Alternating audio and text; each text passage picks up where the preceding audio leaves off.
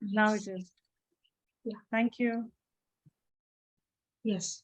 Okay. So thank you very much, Kavita, for your explanation on greenhouse gases. And indeed, they are very harmful for our atmosphere and for overall climate change. So now we'll, as Kavita shared with us, that global warming is real and it's happening now. We will proceed with effects of global warming, sea level rise, and us. So you can see this image on this slide. It is of the reputed Time magazine, and the person you see is UN Secretary General Antonio Guterres. So he's standing inside water to signify the effect of climate change on rising seawater level. What it says: rising seas, fleeing residents, disappearing villages, and our sinking planet. Why did he need to do this? Because there is still much, there is not consensus on is if climate change is real and are the sea level really rising. So I am a doctoral student in Tokyo Institute of Technology, and I can assure you that based available science and scientists, what they do, they have proofs of everything. So when you say that scientists say something or climate models tell something, it's that the scientists have gotten the data, actual data, satellite data, they run some models and they test the results of those models with historical recordings. So it is called as hindcasting, where they go back and check if the results from their models are accurate or not. So depending on the accuracy of their model results with the historical data, we say that climate models are accurate or not. So whatever they are projecting is accurate. So you can consider me, or you can be guaranteed that the scientists, what scientists are saying is true, and you should believe them that climate change is real and it is happening now, as you can see around you as well.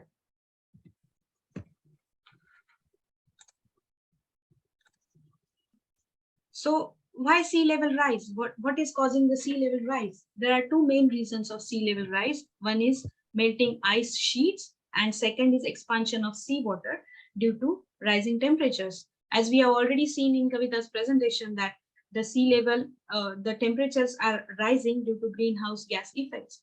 And since temperature are rising, when we when the temperature of water increases, it expands and it increases its volume.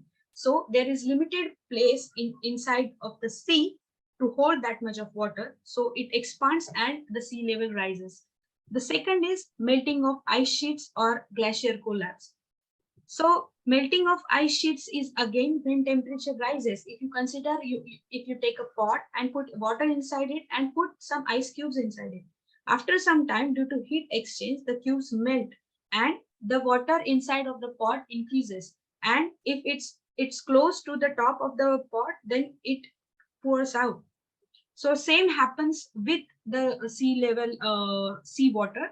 It's just that the level increases since it has place to go. So if you see here, there are two levels, 2030 sea level and 2050 sea level.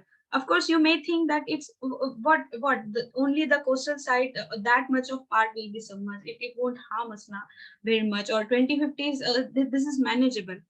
But if you consider whole Earth, you can just imagine if this much of water is coming here, how much it will submerge other parts of the Earth. So as the world is getting warmer, we can see in pre-industrial times the temperature was temperature anomaly. This is anomaly.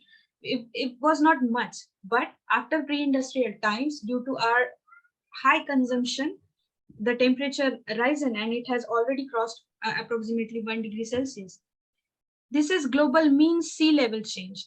If you consider in the start of the 19th century, the sea level rise was approximately 0.6 mm per year, which you may think that it's not much, which is okay.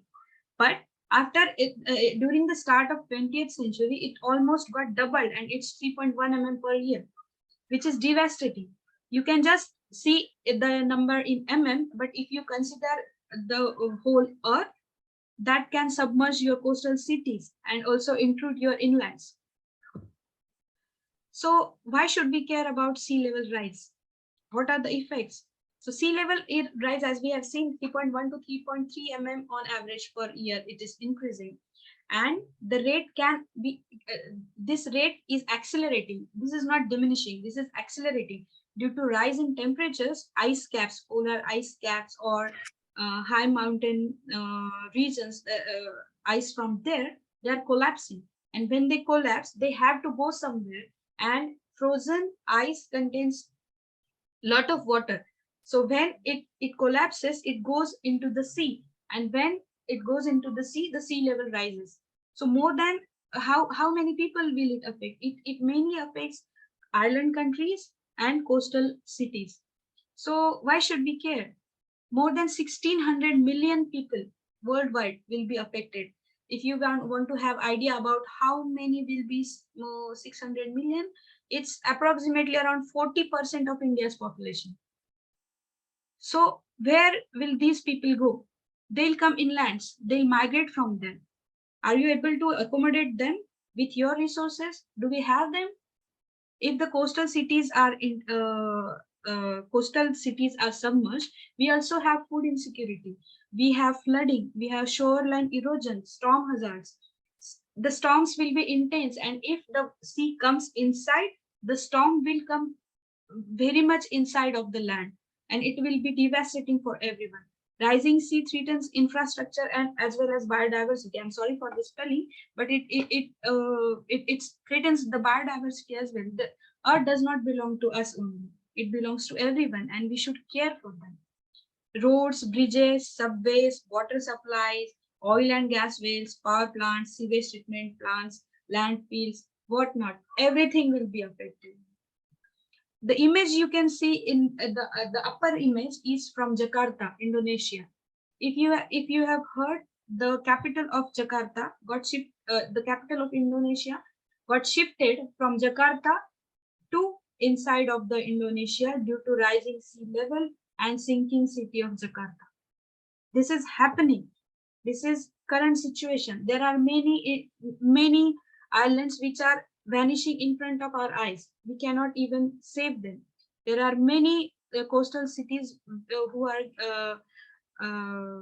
under the threat of sea level rise, or who are already submerged in the seawater.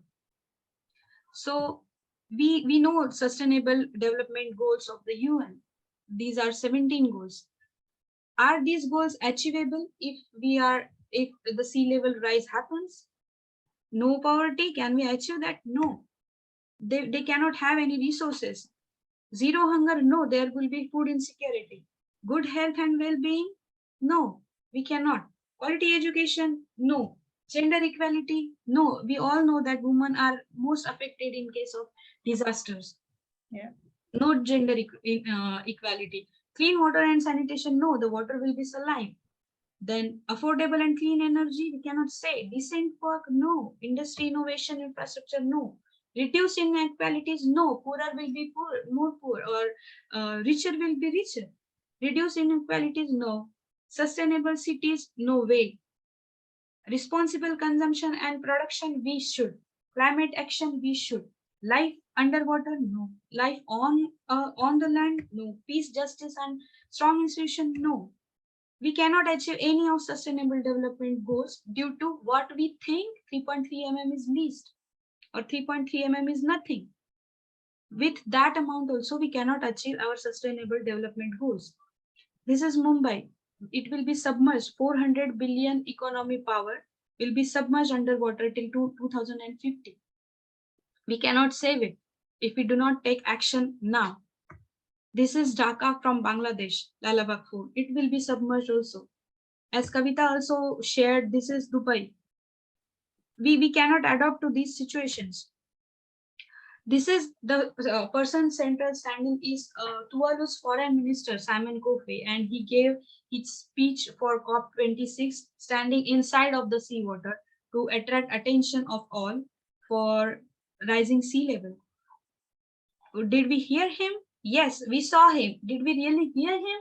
We don't know. We cannot say.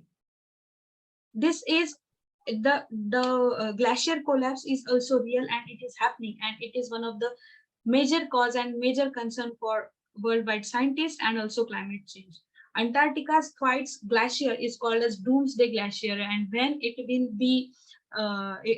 will collapse, it will cause devastation all over the world. And the recent study in last week or something, it says that this glacier is holding the seabed by as small area as its fingertips. So anytime it's possible that it is collapsed, or it will not be holding the seabed, and it will be inside the sea to increase the seawater. Again, mountain glacier in Chile, it killed many people. We cannot save those. This could cause extreme sea level rise. Doomsday Glacier will may cause extreme sea level rise as high as 1 to 3 meters. And small islands are most vulnerable. What we can do? We can do many things. And those are not very difficult. Those are easy if we decide so. We can reduce greenhouse gas emissions. We can protect wetlands. Wetlands are very necessary because it protects the inland sea from storm surges. So when there is high tide, or when there are high waves coming inside, they prevent inland area from erosion and coming water, and they dissipate the energy. So what intensity you get inland is very much less as if you go inside of the sea. So wetlands are also necessary, which are found only in coastal areas, So protection of those also is necessary. Can reduce and use optimal energy, plant more trees and save more trees, push for climate action, visit coastal communities and support their businesses and initiative, and most of all, or highest important of all, is be responsible of your actions. We should be to protect our planet. And are we drowning? No, we are fighting and we must. So thank you for listening to this, and I now transfer the mic again to Iram. Thank you for listening. No, I think it's.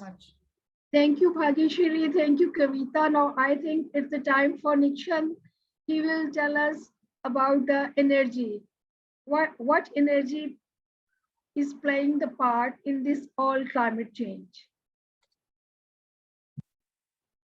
Hello everyone, I'm Nixon and I'm from Nepal.